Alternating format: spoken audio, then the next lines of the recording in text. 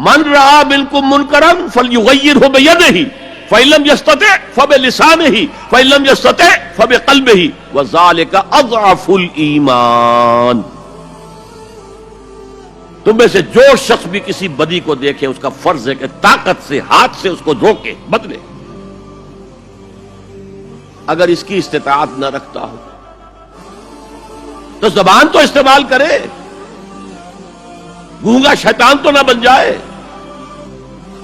کہے تو صحیح اللہ کے بندے باز آ جاؤ، اے اللہ کے بندو اللہ کے غضب کو دعوت مت دو، کہو تو صحیح. اور اگر زبانوں پہ بھی تالے پڑ گئے ہوں اور زبانوں کے گدیوں سے کھینچے جانے کا امکان ہو جائے تو آخری درجے میں فَإِن لَمْ يَسْتَطِعْ فَبِقَلْبِهِ، دل سے شدید نفرت تو رکھے. راتوں کی نیندیں حرام تو ہوں، سوچے تو صحیح کیا ہو رہا ہے. وہ جو حضرت ابو بکر رضی اللہ تعالیٰ عنہ نے فرمایا تھا جب مانعین زکوٰۃ کا فتنہ کھڑا ہوا ہے اور آپ نے فیصلہ کیا کہ ان کے خلاف قتال کیا جائے گا، جنگ کی جائے گی، تو حضرت عمر نے بھی مشورہ دیا کہ نہیں، خدا کے لیے تیسرا محاذ نہ کھولیے. مسلمانوں کے دل مجروح ہے، مورال ڈاؤن ہے حضور کے انتقال کی وجہ سے. حضرت ابو بکر نے فرمایا جو لشکر حضور نے تیار کیا تھا میں اسے نہیں روک سکتا. اب حضرت عمر نے ان سے کہا اب تیسرا محاذ تو نہ کھولیے. دوسرا محاذ جو جھوٹے نبی تھے ان کے خلاف تو جہاد کرنا ہی کرنا تھا، وہ تو سری ارتداد ہے، مرتد ہو چکے ہیں.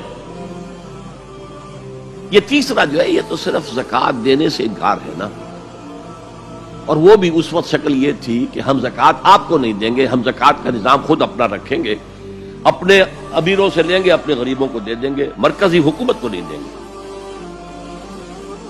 اس پر حضرت ابو بکر نے کہا کہ اگر یہ حضور کے زمانے میں زکوٰۃ کے اونٹ کے ساتھ اس اونٹ کو باندھنے والی رسی بھی دیتے تھے، اور اب اگر یہ کہیں گے کہ اونٹ تو لے جاؤ رسی نہیں دیں گے ہم، تب بھی میں قتال کروں گا.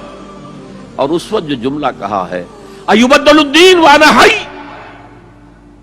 کیا دین میں تغیر کیا جائے گا جبکہ میں ابھی زندہ ہوں؟ میرے جیتے جی یہ کام نہیں ہو سکتا. ہمیں کبھی احساس ہے ہم زندہ ہیں، عیش بھی کرتے ہیں، اچھے سے اچھا کھاتے ہیں، اچھے سے اچھا پہنتے ہیں، دین کس حال میں ہے، کہاں ہے؟